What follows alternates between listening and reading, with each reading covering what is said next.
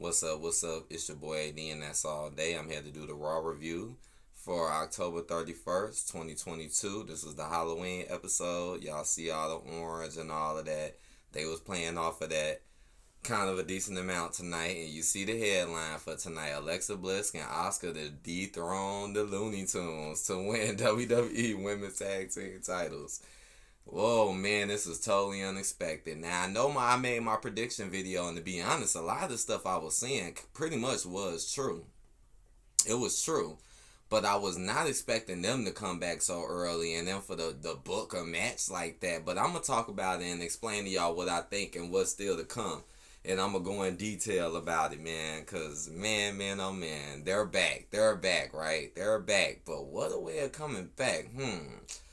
All right. So, remember yesterday in my prediction video, I was like, man, I hope they have Bianca do it first. Because I'm like, man, I don't feel like sitting there waiting all day to see what she do. Because sometimes that make you wait. And they got right to it with Bianca. Started right off. She came out with the orange going against this Nikki Cross, like I said, which is like the same old Nikki Cross, honestly. And this match was not really that big of a deal, though. You know, it's like, okay, you're fighting Nikki. You're going through the struggles with Nikki. Like, nothing too serious or too big. But in between the match, because remember what I said, I was like, man, what I think they were going to do is they're going to give Bianca a little something this way. They still might end up embarrassing her, but they gonna give her something this time. They gonna completely 100% embarrass her. But to be honest, after watching this, they did give her something. But they embarrassed her at the same time though. So during the match, the Looney Tunes show up. This is Damage Control for people who don't know. Mainly, when I say Looney Tunes, I mainly mean Dakota Kai Iyo Sky. So they showed up. They come in trying to interfere or whatever. It turns into a big thing, you know. But Nikki ends up helping Bianca, and that's the part that's like, okay, here we go. So Bianca can't never do nothing. But Nikki, she ends up attacking all three of them and getting all three of them out. And I instantly knew what was finna happen when that happened. Because any other time, Bianca gets beat up, ran over, but Nikki ends up joining in the fight and actually putting them down. And then afterwards, Nikki comes in, gets hit with a KOD, match over. So, like, you know, like, okay, you got to win the match, Bianca, but still not great because you couldn't really defend yourself. And still, it's like, damn, you know, you only won because of the distraction. It's like, come on now, you're going against Nikki Cross. But, hey, they did give her something, though. But that didn't last long because you'll see what ended up happening later that night. All right, that's when they came out too, right? Yeah, following the match, Damage Control put the boots to Belair, but the Raw Women's Champion was saved by returning Alexa Bliss and Asuka. Yup. So they was right, and I remember that. Like, Nikki just ended up rolling out the ring. So right after that happened, Nikki gone. I'm like, okay, she's out. And then they were just finna start jumping on Bianca. And I was like, man, here we go again where she needs some damn help. Are they gonna help her? And yes, Asuka and Alexa show up to help save her and get them off. And I'm like, okay, all right, finally she got some help. It's still disappointing they've been gone for so long for these so-called injuries. Like, they really didn't whip y'all up that bad, man. Come on, they making it look like they stronger than y'all. But I was happy to see that, though. Like, yes, come on. But then you had Brock Lesnar and Bobby Lashley got into a wild brawl. Not really. Not really. It wasn't a wild brawl at all. It was kind of goofy. Like, it was one of them backstage talk segments, which normally be good in entertainment. But it was Bobby just sitting there talking to himself. Brock wasn't there. So that was kind of like, what the hell? Like, okay.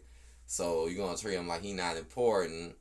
And then Brock just ends up showing up in the ring, right, and calling Bobby out. Bobby ends up showing up. He ends up running in there. And then they are already like, come on, let's fight. And I know y'all like, why is Triple H there? Because, you know, Triple H, he just got to be seen, you know.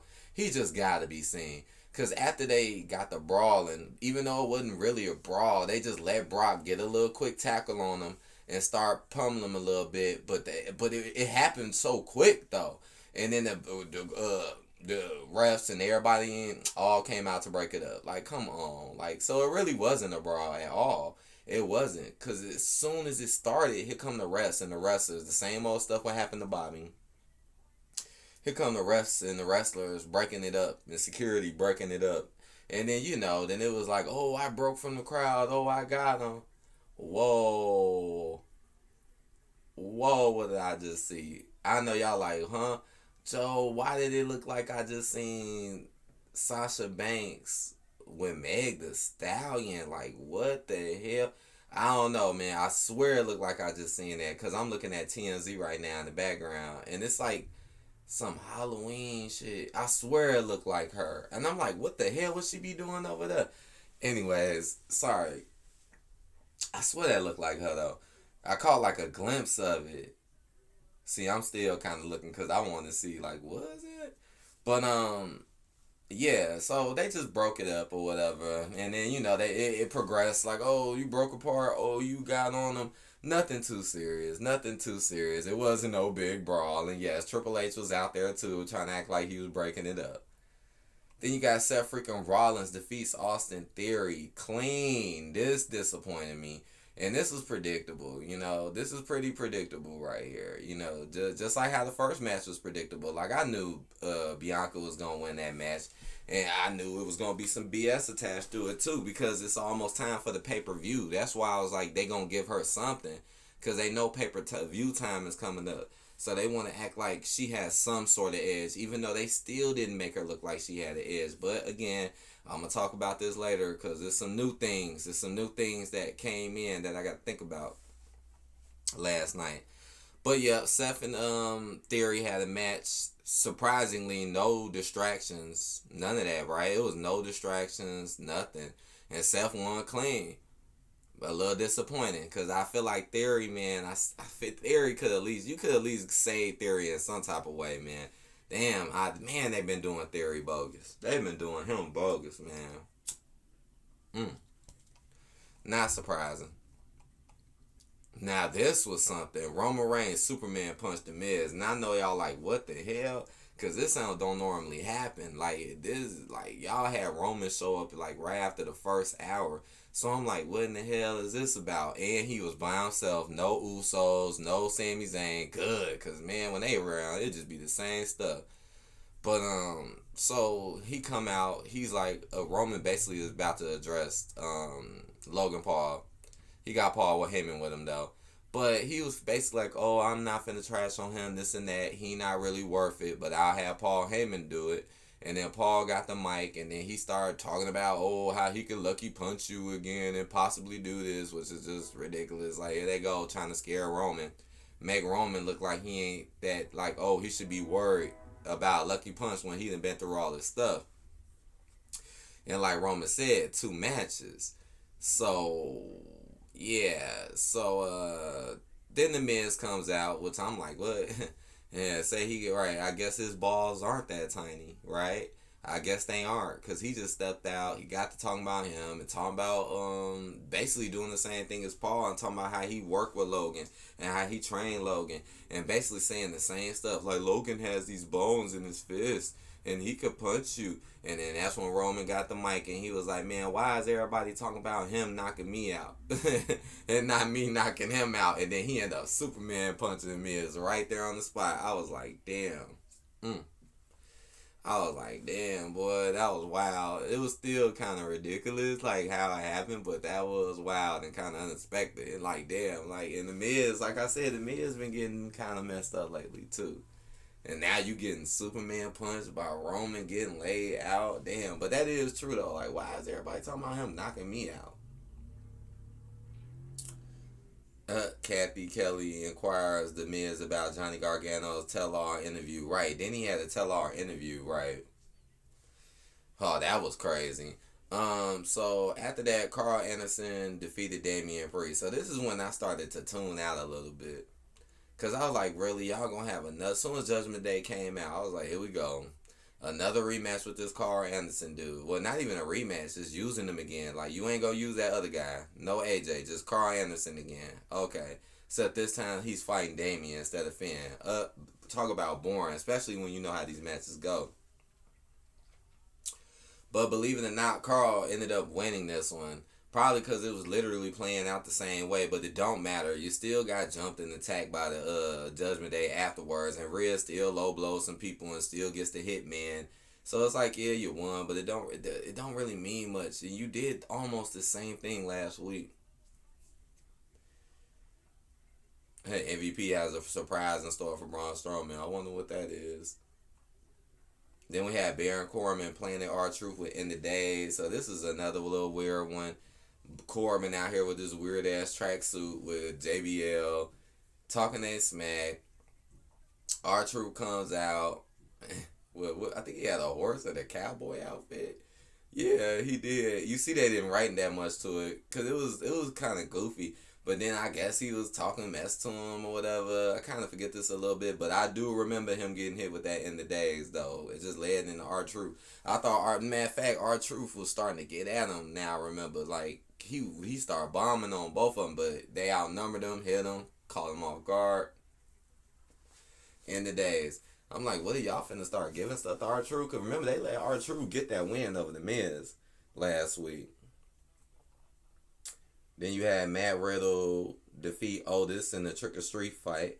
Now, this was, to me, the best fight. Like, this was my favorite fight of the night right here. Probably because it was a Halloween thing, and it was so comedy. Like, this match was nothing but comedy and entertainment, man. I mean, this dude, bro, RKO'd Otis with a pumpkin on his head. Now, you can't say that ain't crazy. And you see how Otis was dressed. Like, all of them was dressed up. And you had bro dressed up as Ezekiel, which is crazy, right? He's Ezekiel. That was wild. You got candy corn, kendo sticks. Man, you had Otis showing signs of his old self doing the worm. Man, that's the Otis I like, man. I'm so now that's something now. Triple H want to bring back the old Otis. I'm cool and fine with that. But some of these other old characters that he been bringing back is just dull. But Otis, that's what people like that. The turn up Otis, like that's what made this match so great too, man. Getting to see Otis getting the crowd going, man. He hit the worm, man. He was doing it. I'm talking about this match was. I'm not even lying. This match was kind of lit, like more than you would expect. And you know Elias and stuff was getting involved. But again, it ended though with him putting the pumpkin on his head and then hitting the RKO with a pumpkin. And the pumpkin came off. I'm telling you, that shit was wild. That was wild, man. Good stuff. That was like my favorite thing of the night. I think this Raw did turn out to be a little bit better because, you know, this is the last one before the pay-per-view, but not great. But I'll get to that. Then you got Mustafa Ali defeats The Miz. Like, damn, man. See, things is getting so bad for the people like The Miz that now Ali is going over you. Like, damn. And I figured this when I was watching this. I like, watch they do this to build him up versus Seth. Man, I know, right? Yeah, it was some interference, though. Loomis did show up to add a distraction. But still, man, Ali over The Miz. Damn, I mean, you already got Superman punched earlier in the day, and they saying you a liar? This is crazy. Johnny Gargano revealed The Miz's secret in the tell-all interview. So, yeah, I'm going to have to go back and fully watch this, but I was halfway looking at it, and it basically seemed like it was him, like, talking about how a lot of the stuff that was happening with Loomis's stuff was connected to him. Like he was paying them off and doing all this. So apparently Johnny has a connection with Dexter Loomis, and a lot of what's been going on has secretly been him. I'm kind of like, because I'm like, here y'all go just trying to throw Johnny out more in. Like, y'all been giving him too much time, man. Too much time. Y'all had to do no matches with him, but here you go. Oh, I was behind all of this and this. But you was running around acting like a snitch, blowing a whistle, though. Okay, just know that happened. Then you had Alexa Bliss and Asuka, right? Then you got the main thing. Alexa Bliss and Asuka defeat Damage Control to win the WWE Women's Tag Team Championship. Wow, talk about a surprise here. Maybe they switching things up, man. It makes me feel like maybe that the reason why they were gone so long is just so you couldn't book them in certain ways, just so they can come back and win the titles. It's almost like protection. When you don't have people show up like that, it's almost like protecting them. You know, like you protected Asuka and Alexa, but you didn't protect Bianca at all. Yeah, she won the match, but again, only because of Nikki Ash helping. You know, she couldn't win it on her own. Oh, she did it all in the pay per view, but magically that doesn't happen anymore. You know. But they had the match, man, and you know the whole time I was like, "Oh Lord, who's gonna interfere?" You know, you got Bailey. Who's gonna interfere, man? And they was going at it, and right now, and what happened? I've been saying this for the longest. I'm like, come on, y'all. Let's be honest, y'all. Dakota Kai and Io Sky clearly are ripoffs of Asuka and Alexa Bliss. Come on, I've been saying this for the longest too, and it's crazy how there they go fighting each other. It's like they're counterparts. Come on, look at Io Sky. You can't say she ain't trying to be like Asuka. Look at Dakota Kai. You can't say she don't be trying to be like Alexa. Even when it comes to the hair, look how Dakota Kai hair is just like Alexa's. Even the same colors. You know, like that's why I call them the Looney Tunes because they like the rip off version. Man, they the Looney Tunes. Dakota Kai, Io Sky. And they still the Looney Tunes. I don't care. They lost the belts. You know I'm happy. You know I'm happy that they ended up winning. Yeah, you know it was interference too, which was dumb. So what ended up happening, right? Because this is stupid. They basically did the same thing with Bianca. Bianca goes over there and it stops Bailey because Bailey was interfering. It's the same dumb shit. Bianca throws her over the table and she lands over the table with her. Just like that happened in that one match when she was on the team with Kyle LeRae. Or Candice LeRae. Remember she tackled Bailey over the table when she couldn't help. Well, that's what happened here. She tackled her over the table, took herself out. She couldn't help. And they were, so now it was more, focused on them. But during the match though, they ended up getting back up, and then Bailey ended up getting her up on top of the like a little platform, like a stage, like a big suitcase. It's like it was something that you can climb on, and it was right next to a double padded table. So while they in there fighting this going on, they on the outside fighting. So again, and then guess what? Bailey ends up belly to belly slamming her through the table. So again, Bianca gets embarrassed at the end of the show. Anyways, she gets slammed through the table, and then they ended up picking up the win because no distractions from Bailey. So Oscar and them, they put in that work, man. They hit them with both. They hit both their finishes. Right, Alexa Bliss hit the Twisted Bliss at the end, and that was the end of that, man. They won, and they was just looking goofy. You know, the Looney Tunes was sitting on the sidelines looking goofy, while Bianca and Bailey were acting like they were out of it or whatever. Man, this was a crazy night. This was a crazy night though, but I'll rate this one a 3 though out of 5. It wasn't great. I will rate it a little bit better because of all the little craziness. And hey, the titles finally went off the Looney Tunes. But it got me worried because what I'm thinking about in the future is like, man, Bailey might end up taking that title though. It's like you clicking them up so tight now. Like, just think about it. They got injured. So all of that time they were not there to help Bianca while Bianca constantly got embarrassed. But now magically they both show up after about a month's time and now win the titles while Bianca still gets embarrassed. Think about that.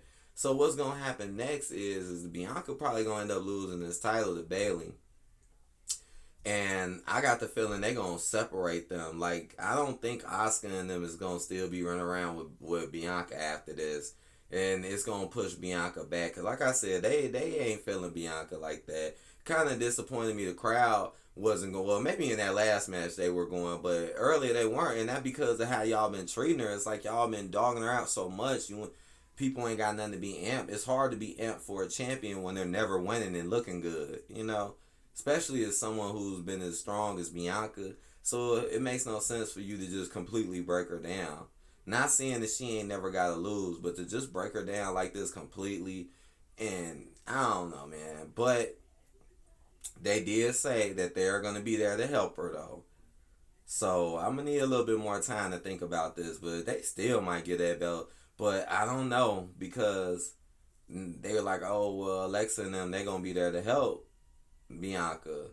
But we'll see. Like I said, I'm going to need a little more time to think through with this one. And you still got SmackDown. You never know. They might appear on SmackDown or something. So I'll give this a 3 out of 5. This show is actually decent. And maybe because it was a Halloween one, and also because it was the last one before the pay-per-view. But I hope y'all appreciate this. You know, I'll be back for the other one on SmackDown, or you never know. You might see me pop up, make another video about another topic wrestling related. Check it out, and I'll see you guys on the later tip. Peace out.